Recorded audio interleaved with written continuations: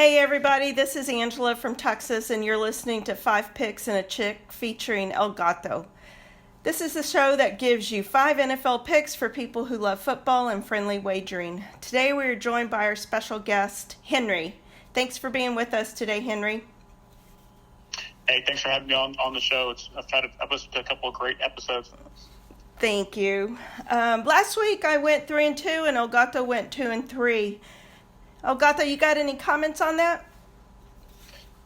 Yeah, well, the only thing I can say is that in picking teams, picking action against the spread, it always comes down to the last couple of possessions. It seems like at the end of the game, and that usually determines if you're on the winning side or on the losing side. In my case, but you perform well, and congratulations on your 3-2 winning record last week.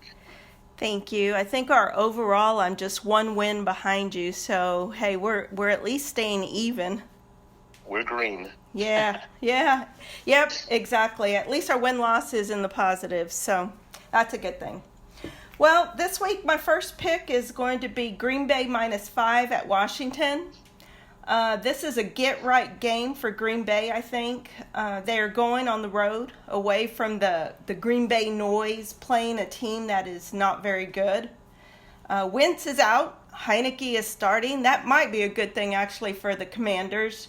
It's a perfect spot for Green Bay to get back on track. Do y'all have any thoughts? Yeah, I'll jump in real quick. Yeah, I'm with you on that pick as well. And you hit on the big factor with Commanders being on a backup quarterback, and you may be right. I don't know if that's a good or bad thing for them. They may be better off with Wentz taking a rest and Heineke getting the start. Green Bay does need to get back on track. They've had a rough start to their season. They're trying to break in some new receivers. Tunyon had a big game for them last week, so I think they get back on track this week as well. I agree with that pick as well at Green Bay -5. Although the Packer offensive line is really the sticking point right now, and they haven't been able to protect Rodgers like he's normally has a clean pocket that we've seen throughout his career most recently. And he's getting a lot of quarterback pressures, quarterback sacks, and messing up his timing with his receivers. But then again, Packers, they're at that crucial point where they need a W. I mean, they've lost several games in a row now, with the Commanders down to their second string quarterback, which both have pointed out that may be a blessing for them. I still think Green Bay will play with more urgency even on the road, and I think Green Bay pulls this one out by a touchdown at least. Yeah, I've never been a Packer fan. I'm one of the haters, but one thing I've learned: you never count Aaron Rodgers out. True. My second pick is going to be Colts +2.5 at Tennessee Titans. Both teams are starting to play better, having won 3 out of their last 4 games respectively. Matt Ryan is actually starting to make some plays.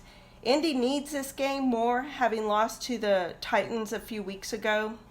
Given it's a division game, it's important that they even the score. Do y'all have any thoughts? Yeah, I'll jump in here, Angela. Unfortunately, I'm on the other side on this one. Reason for that is Tennessee's the home team. They're coming off a bye, so they're going to have more time to prep for this Colts offense. And Matt Ryan was great last week. He kind of busted out of a slump. I think he threw for almost 400 yards. He had 3 touchdowns. So he's coming in hot. Their offense is coming in hot. But what gets me on the Titans side is it's under a field goal. It's 2.5. And they've had the extra time to prepare for the Colts offense. Yeah, I'm going to agree with that, Henry. I'm going to be on the other side of that action at Titans -2.5. Like you say, they're coming on a bye week. And, that's important this time of year. They've gone through, 6-7 games already. And that extra week, I think, is going to help them really game plan against Ryan and the Colts. Now, although these teams, I feel they're matched up pretty well. And with Taylor, the running back for the Colts, probably missing another game, Colts are going to have some difficulty offensively, I think, against this Titans defense.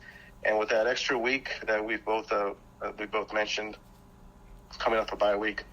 I think the more rested team, being the Titans, should cover minus 2.5.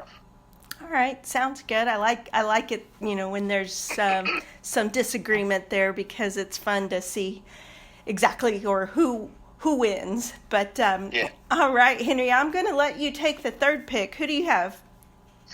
Well, I'm on a game that had some recent breaking news. I'm on the Bucks at the Panthers, and this morning I'm sure everybody's probably heard CMC has been traded to the 49ers.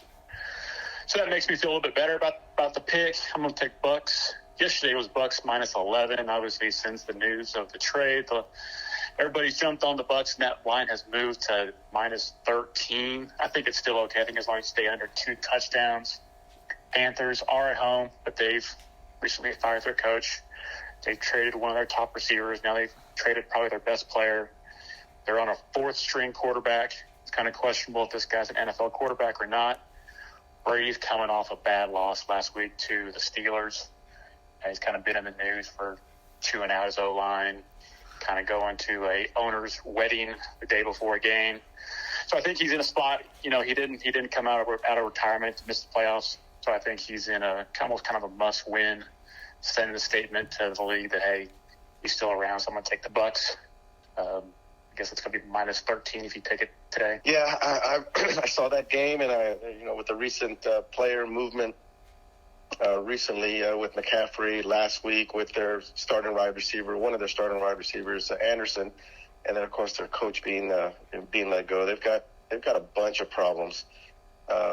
Down to the 3rd-string quarterback, 13 points, or better yet, even minus 11 is a lot of points in the NFL to give up. But, I see this kind of the way you did, Henry. The Bucks need to win this game. Brady needs to win this game. I don't see Carolina really. I mean, they could put up a good fight, but it's gonna be uphill, especially the Bucks defense. Even though the line has moved to 13, I'm going to go ahead and I think the Bucks are at least 2 touchdowns better in this one. It's a lot of points, but I'll go with the Bucks.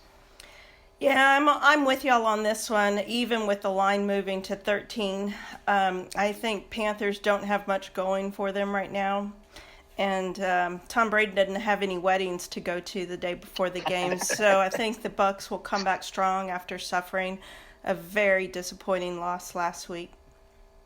Oh, yeah, that was disappointing. Yeah. That was. I've got a couple of picks. I've got what I think is the surprise team in the NFL right now. That's just my opinion.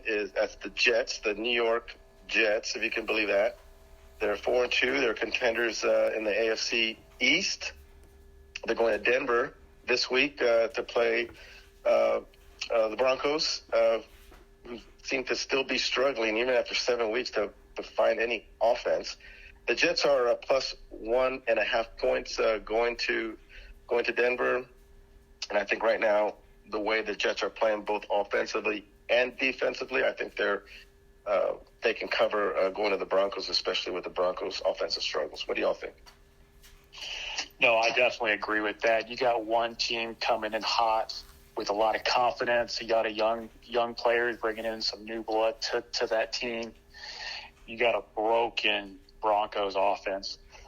I don't know what's going on with Russell Wilson if he's done. He's got plenty of weapons on that team, and he just can't get the ball to him.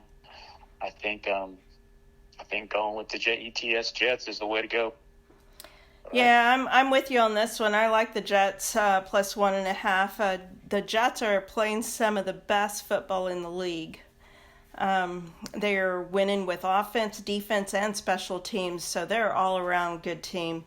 Denver's really struggling. I'm like you, Henry. I don't know what's going on with Russell Wilson. Maybe he's ready to retire or something. Denver is coming off a short week as well, so I like the Jets getting the points. Good shot. My other pick on this one, Falcons can put up enough offense against, they're struggling. Both teams appear to be struggling still, even going into week 7, 6 and 7. And offensively, I think both quarterbacks, Mariota on the other side, and the Bengals quarterback can really perform. And they're both teams are averaging in the 20s, mid 20s, and I think with that, both teams can get over 48. I really was struggling with the point spread on this one, but I'm gonna go with the over 48 on this one. Both, you know. You got Yeah, I'll anything? jump in here. Oh, go Yeah, ahead. I'll jump Sorry. in here real quick. I'm more on the side on this one. The Falcons are 6-0 against the spread this season, so obviously they're doing a great job of covering, and they're getting 6.5. I'd probably lean to taking the points. Bengals don't seem to be the Bengals, or the Bengals offense doesn't seem to be the Bengals offense of last year yet. Higgins has been a little bit banged up. QB's been a little bit banged up. I think you're on the right side as far as the over, but as far as me, I'd probably lean to taking the Falcons in the 6.5. Angela, what do you think? Yeah, I actually like the under on this game, and I'll tell you why. The Falcons have the third-ranked rushing attack in the league, which I think they should be able to control the clock, keep Burrow off the field, so that's going to limit the scoring potential that the Bengals will have. So I would take the under on this one. Okay. All right. All right. Do you have any kind of bonus bets for us in a podcast parlay? Yeah, I do. It's going to be just a simple money line parlay. It's a simple 2-team money line. And for those who don't understand parlays, this is probably the easiest one to understand. It's basically just picking a set of teams that you think will win just outright. And nothing against nothing against the point spread or against the line. You just pick the team that is going to win. And in this case, 2 teams I'm going to pick on this really simple 2-team parlay is Cowboys over the Lions and the New England Patriots over the Chicago Bears. Now, if you just put in a simple, friendly wager of $25, it's you can win 16. So collect 41 at the window if your 2 teams win, and both teams need to win in order for this parlay to pay off. So risking 25 to win 16, picking up 41 at the window. Sounds good. That sounds great. I like that Cowboys pick. I think Schultz is coming back. I think Dak's coming back, playing against a kind of undermanned Lions team. I think that's a really good bet. Yeah, I like it too as well. Do y'all have anything to add before we end this podcast? Andy? Hope everybody's enjoying postseason baseball, cheering on those Astros. Yeah, we had some good baseball last night. And as far as the NFL weekend coming up, I hope we see a bunch of good football games. Hopefully they provide an exciting day. Hopefully they come down to the last couple of possessions, and hopefully we're all on the right side of our picks. Sounds good. Go Astros. Well, thank you for listening to 5 Picks and a Chick. Be sure to tell your friends about us. Also, hit the subscribe button on our YouTube channel. Thank you to Henry for joining us today, and make sure to join us next week. As always, thank you to Elgato for being part of 5 Picks and a Chick. 1, 2, 3, break. Great.